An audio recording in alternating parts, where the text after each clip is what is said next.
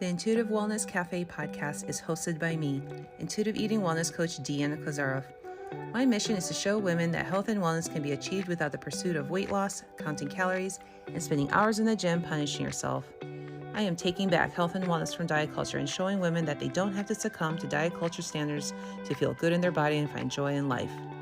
I'll be coming on the podcast to talk about a variety of topics that will help you on your journey to food freedom, movement, and how to care for your body and life.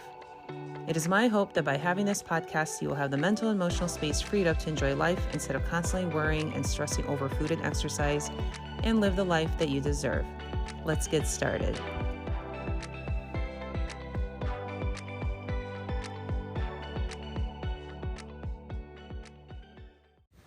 Welcome to the second episode of the Intuitive Wellness Cafe podcast. I hope you're well and good.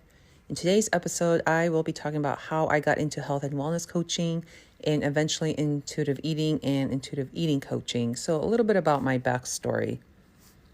I got interested in health coaching back in 2016. I just noticed that it just started popping everywhere, and I got interested and started signing up for free webinars and workshops by business coaches who help women start health coaching businesses. I then sat on it for a while, and finally, I enrolled in a health and wellness certificate program. I did a 6-week program first in 2017, and then in 2019, I did a 6-month course. And then I finished that program up around November of 2019. So my plan was then to start my coaching business in March of 2020. Well, we all know what happened in March of 2020. So again, I had to put coaching aside for the time being. I then had some life-changing situations that were very unfortunate, not me personally, but with people very close to me. And in the meantime, as we were all on lockdown and whatnot, I was coming across health coaches online that teach intuitive eating. So I thought, interesting. What is this about?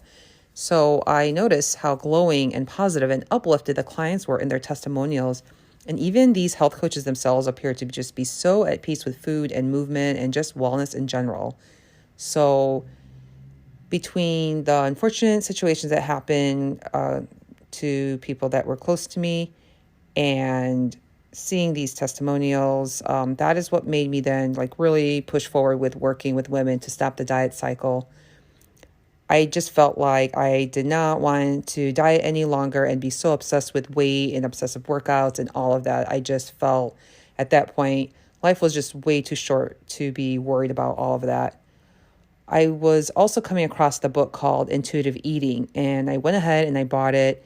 And it is written by 2 registered dietitians, Evelyn Triboli and Elise Resch. And that book then got me really into the world of intuitive eating. So just everything made so much sense after I read that book. I've been dieting since I was 14 years old. Up until I discovered intuitive eating, I've been dieting for 30 years. But even at my thinnest, I was just still not satisfied with my body. I remember I was watching some behind the scenes Madonna concert event.